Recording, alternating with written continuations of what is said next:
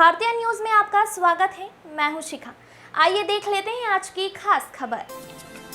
राज्य सरकार द्वारा अरबों रुपए खर्च कर SC/ST के छात्रों के लिए आवासीय विद्यालय का निर्माण करवाया गया। धार जिले में भी अनेक आवासीय विद्यालय बनाए गए, जहां गरीब आदिवासी परिवार के बच्चे वहीं निवास कर शिक्षा ले रहे हैं। लेकिन इन आधुनिक आवासीय विद्यालयों में बड़ी लापरवाही और भारी भ्रष्टाचार निकलकर सामने आ रहा है, जिसे प्रशासन स्तर पर दबाने का प्रयास भी किया जा रहा है। इंदौर संभाग में इंदौर बड़वानी जिलों में छात्रावास में रहने वाले बच्चों के जीवन से खिलवाड़ की घटना पहले ही सुर्खियों में रही है। इसी बीच धार जिले में भी ऐसी ही घटना ने प्रशासन की नींद उड़ा दी। हम बात कर रहे हैं धार जिले के कुक्षी तहसील के अंतर्गत ग्राम अमल झूमल में स्थापित एकलव्य आवासीय विद्यालय की, जहां पिछले दिनों सुबह का नाश्ता करने के बाद अचानक 32 बच्चे बीमार हो गए थे, जिन्हें कुक्षी और बड़वानी अस्पताल में भर्ती किया गया था। इस घटना से आवासीय विद्यालय में पढ़ने वाले बच्चों के पालकों में इतना भय व्याप्त हो गया कि अमल झूमल आवासीय विद्यालय पूरी तरह खाली हो गया। सभी पालक अपने अपने बच्चों को घर ले गए। यहाँ 387 बालक बालिकाएं निवास कर शिक्षा ग्रहण कर रहे थे, लेकिन अब इस आवासीय विद्यालय में मात्र एक छात्र उपस्थित है।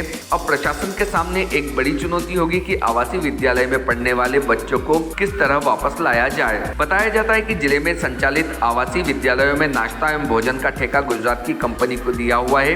यही कंपनी पूरे जिले में खाना और नाश्ता सप्लाई कर रही है, जो काफी घटिया होकर बच्चों के जीवन से खिलवाड़ कर रही है। लेकिन इतनी बड़ी घटना के बाद भी किसी भी अधिकारी ने भोजन सप्लाई करने वाले ठेकेदार के खिलाफ एक शब्द नहीं कहा। ऐसा माना जा रहा है कि गुजरात की यह कंपनी किसी राजनीतिक संरक्षण में यहाँ बिंदास होकर घटिया भोजन की सप्लाई कर रही है। इस घटना को लेकर कलेक्टर प्रियंका मिश्र ने एक जांच कमेटी बनाई है, जो पूरी जांच कर अपना प्रतिवेदन प्रस्तुत करेगी।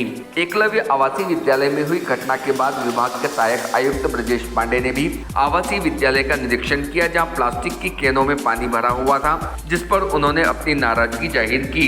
इसी प्रकार कुक्षी SDM ने भी निरीक्षण के दौरान पाया कि आवासीय विद्यालय के वाटर कूलर सभी बंद पड़े हुए हैं, जिन्हें तत्काल चालू करने के निर्देश दिए। इस प्रकार कहा जा सकता है कि आवासीय विद्यालयों की क्या स्थितियां हैं और किन परिस्थितियों में गरीब आदिवासी परिवारों के छात्र छात्राएं शिक्षारत हैं। भारतीय न्यूज के लिए धार से साबिर खान FM की रिपोर्ट।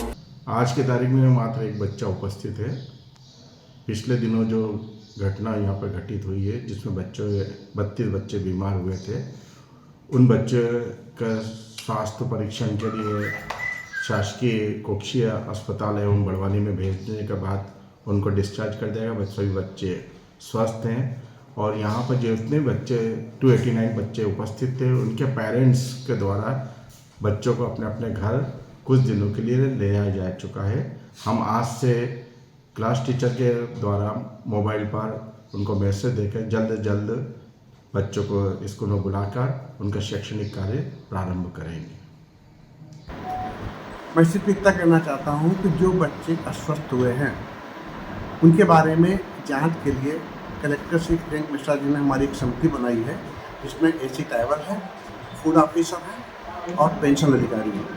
आज शाम तक हम लोग जांच करके आदरणीय कलेक्टर साहब को प्रस्तुत कर देंगे। अगर इसमें कुछ भी लापरवाही दिखती है, चाहे वो मैं प्राचार्य हूँ, चाहे वो हमारे अधीक्षक हो या स्टाफ हो, उनके खिलाफ बिल्कुल कार्रवाई की जाएगी। सर, कोई कारण अभी तक ज्ञात हुआ कि बच्चे अस्वस्थ क्यों हुए? जहाँ तक मैं कुक्षी हॉस्पिटल में भी होकर आया हूँ, मैंने डॉक्टर से भी बातचीत की है, बच्चों से बातचीत की है। मुझे तो ऐसा लग रहा है कि बच्चों को जो है ना थोड़ा सा सांस लेने में दिक्कत आई है, या फिर हम ये कह सकते हैं एसिडिटी टाइप हुई है। कहीं पर भी मुझे फूड पॉइजनिंग की शिकायत नहीं, किसी भी बच्चे को उल्टी दस्त नहीं हुआ। ये बिल्कुल सही है। फिर भी मैं पूरा जांच करूंगा, अभी देखूंगा कि वास्तव में बच्चों का ऐसा खाद्यान्न कहाँ रखा हुआ है और किस लेवल का उनका खाना बनाया जाता है, वो सब हम जांच करने के बाद जांच रिपोर्ट में लिखेंगे। आज मैंने एकलव्य विद्यालय डही का निरीक्षण किया है और यहाँ पर जो कमियाँ थी उनके बारे में बच्चों से चर्चा की, शिक्षकों से चर्चा की, प्राचार्य से चर्चा की है और यहाँ के वार्डन इत्यादि से चर्चा की है। कलेक्टर महोदय ने भी यहाँ पर एक समिति भेजी है, जो अभी प्रकरण की जांच कर रही है। किंतु जो पूर्व के अधीक्षक हैं उन्हें मूल संस्था हेतु कार्यमुक्त कर दिया, क्योंकि नए अधीक्षकों की नियुक्ति भारत सरकार से हो चुकी है। बट इस संदर्भ में मैं इतना ज़रूर बताना चाहूँगा कि इस घटना से पहले ही हम लोगों ने अभी विकास खंड शिक्षा अधिकारियों की, प्राचार्यों की, सहायक आयुक्तों की और सहायक संचालक की एक वीडियो कॉन्फ्रेंस के माध्यम से मीटिंग करी थी। जिसमें मैंने एक निरीक्षण सप्ताह चलाए जाने के निर्देश दिए हैं। उसका एक प्रारूप भी हमने संभाग से निर्धारित किया है और इसमें 2-3 चीज़ें महत्वपूर्ण रहेंगी, उस संबंध में मैं आपको अवगत कराना चाहूँगा। प्रथम तो ये कि जो कन्या छात्रावास हैं उनके लिए महिला अधिकारियों की नियुक्ति होगी, जो कि प्रत्येक छात्रावास के लिए जिम्मेदार होंगी। उनको पालक अधिकारी के रूप में कहा जाएगा। ये प्रतिमाह बच्चियों के साथ जाएंगी, बच्चियों से चर्चा करेंगी, अधीक्षिका से चर्चा करेंगी और एक हमने प्रारूप निर्धारित किया, उसमें एक बेसिक जानकारी वो देंगी कि बच्चों की सुरक्षा कैसी है, स्वास्थ्य कैसा है, उनको भोजन कैसा मिल रहा है, वहाँ पर उनको कोई प्रताड़ित तो नहीं कर रहा है, उनको कोई डराता धमकाता तो नहीं है। साथ ही एक बच्चियों से भी फीडबैक फार्म हमने लेने का निर्णय लिया है। उस फार्म को भी हम लोगों ने बना करके जो हमारे अधिकारी उनको दे दिया है। यदि किसी छात्रावास में 50 छात्राएं हैं तो सभी छात्राएं उस फॉर्मेट को बना करके जो भी अधिकारी जाएगा उसको देंगी, उसको भर करके।